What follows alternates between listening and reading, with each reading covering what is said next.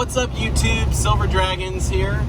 Just on a nice drive on this blustery day, which is pretty typical here in Oregon, but I'm with Mrs. Silver Dragons. Hi YouTube. And we're going out to Newport, Oregon, to the only quarter presser in the whole state. It's one of those machines that squishes the quarters into a little souvenir token, but we're not going to be using regular quarters. We'll, of course, be using silver quarters. Oh, yeah. So, anyway, the machine is located at the Oregon Coast Aquarium. So, once we get there, I'll film the whole thing and show you how it works.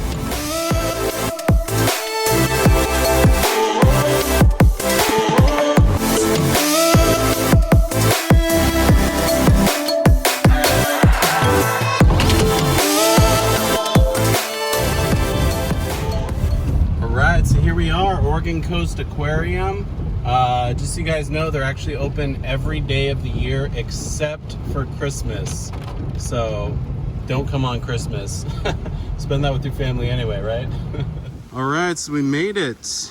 And of course, it's raining like crazy. But because we're Oregonians, we don't mind. This is par for the course. But yeah, here it is, Oregon Coast Aquarium.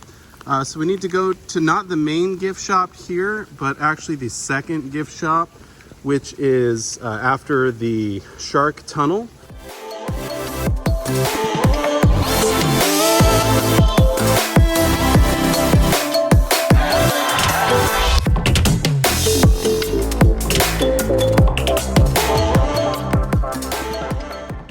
Okay, it's over here in the back corner, and here's the quarter one. So the only quarter presser in all of Oregon. So let's give this a go. So we're gonna turn this, one of our quarters, into one of these designs. Okay, so here's where we pick which design we want. We will try the jellyfish first, and we're just going to use a regular quarter for this one. See how it works out. And we'll try a silver quarter. There's our jellyfish. Nice. Okay, so here's all of the silver quarters that we brought. Now we talked to the staff and they said because the penny ones have the slot all the way on the right, you can see you put the 3/4 in the left and then the special one on the right. We're gonna assume that we need to put the silver quarter on the right. So let's go ahead and try that over here. What's this one? 1957 looks like. All right, here we go. These are just regular clad quarters, of course. Oh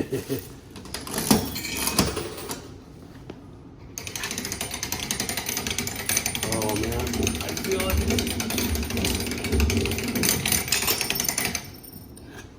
Let's see how we did. Oh, that's cool. It's the seahorse. Yep, this is definitely the silver quarter. Nice. It worked. All right, let's do all the other designs. Got a 1964 here. We're gonna go ahead and do the jellyfish now in silver, and then I'll show you how it compares to the clad one. And you can really feel it. You have to crank it because it smashes it in there. All right. So there's the jellyfish, and I'll show you the clad version. You can tell the difference just in the shininess, but also if you look on the sides, you can really tell. See, the clad one has got sort of that darkish look, and then the silver one is just same color all the way through. Pretty sweet.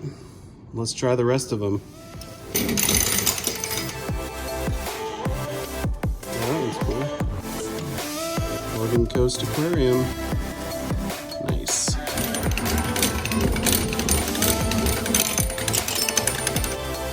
Okay, there's the this stingray. Silver, very nice.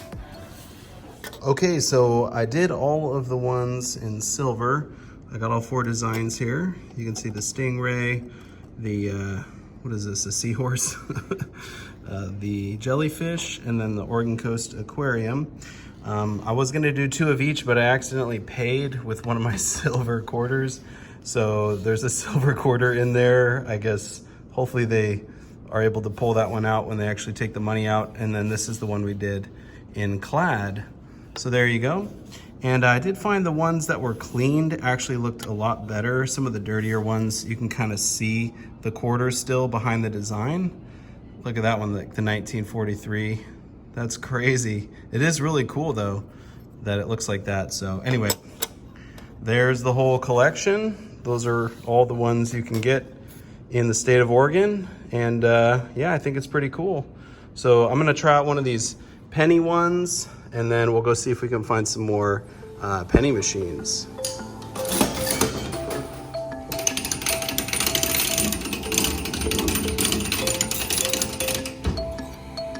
There we go. Oops. Flip it up there. That looks nice. Oregon Coast Aquarium. Sweet. Okay, just rolling up to Moe's. Looks like they should have a penny smasher in here, so we're gonna go check it out. I love you.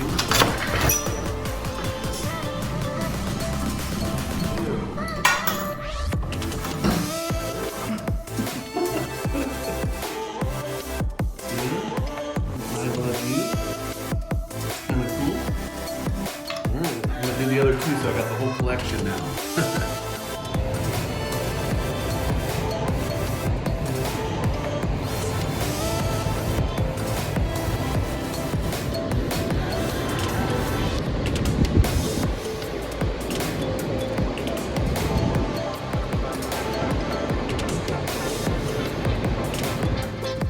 Okay, this little shop here is called Bruce's Candy Kitchen, and they're supposed to have a penny press here, so we're gonna go check it out. I'm gonna do this one first. Load it up here.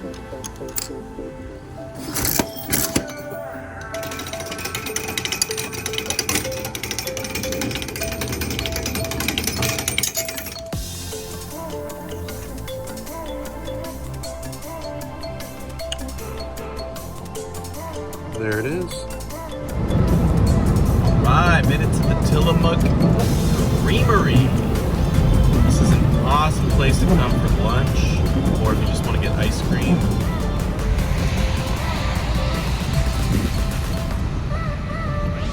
It's a brand new building here. Super nice.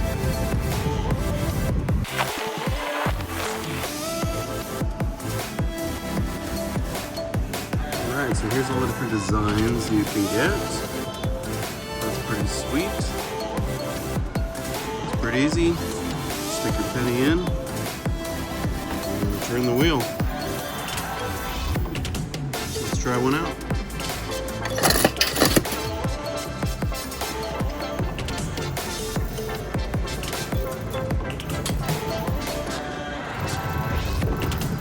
Gotta crank this one pretty hard.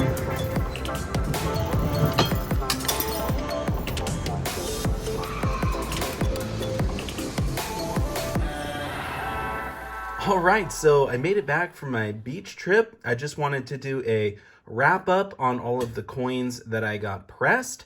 I want to talk about some of the stuff I learned on the way, what I'm going to do different next time, and maybe some tips for pressing coins if you want to do so yourself. So I've got all the quarters here as well as all of the pennies that I was able to press on this fun little beach trip. First off, I wanted to say that my 1964 Washington quarter that I thought I accidentally paid with, I did not. So thankfully, if it'll ever focus, there it goes. I threw this in one of my pockets and didn't realize till much later. So I still got that quarter, so that's awesome. So I didn't lose that. Of course, that's worth much more than a quarter because it's 90% silver. But anyway, let's talk about the quarters. So the constitutional quarters that I pressed, the 90% silvers, the ones that were fairly clean, like this one, actually turned out really well.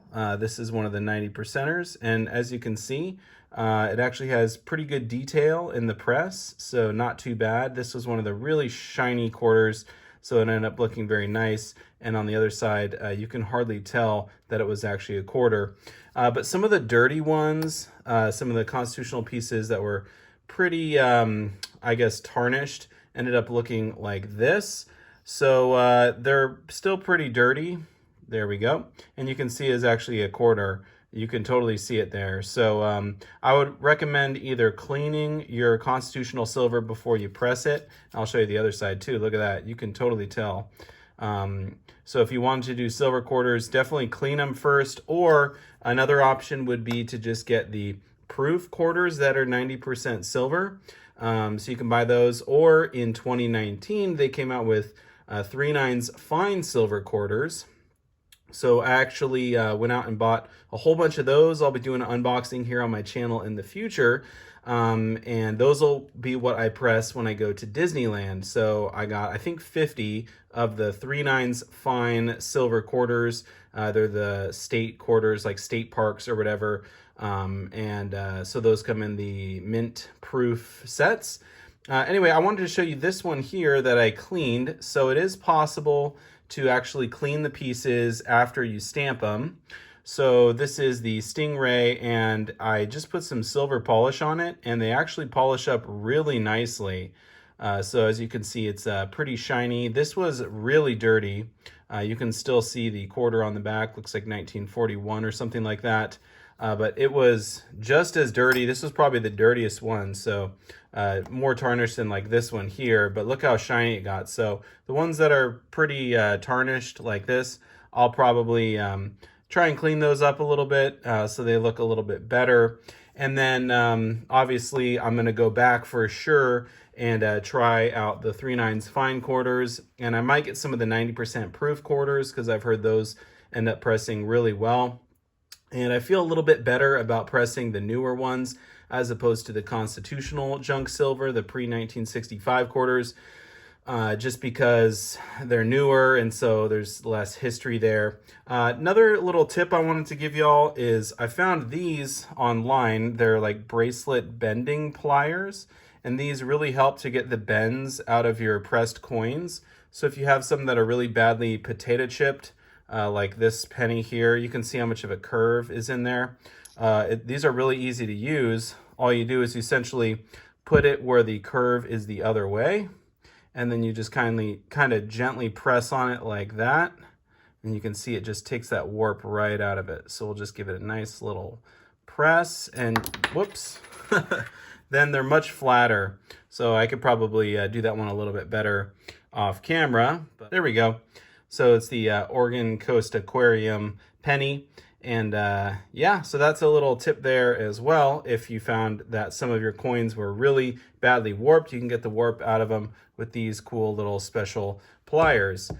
So anyway, that's sort of some of the stuff, the tips that I learned with the silver quarters. And then as far as the pennies go, I did mostly 1982 or older pennies. Some of them came out pretty nice, like this one here actually came out really nice. So that's the world famous clam chowder from Moe's. Ended up looking really nice, so not too bad there at all. I've heard of people getting BU or brilliant uncirculated pennies that are copper ones, so they got to be older than 1983. And I've heard those press really well, so I might try and get some nice pennies to make some good pressed pennies when I go to Disneyland. I know you can use proof pennies as well, which usually turn out pretty well. But the older ones, so in 1982, half of the pennies were copper and half of them were zinc. And so you actually have to weigh the 1982 ones, but if they're 1981 or older, then they're 95% copper. So those ones should work really well. So anyway, just a couple tips there and a wrap up on my pressed coin adventure. I had a lot of fun doing it. I'm really excited to make my way down to Disneyland because they have 27 quarter presses. So I'll be pressing a bunch of quarters in Disneyland, as well as they have 3 dimes, different designs for the dimes. So I got some 3/9 fine silver dimes as well. So I'll be trying those out. And anyway, yeah, many more videos to come. Thank you so much for watching. And I'll see you all in my next one. Silver Dragons out.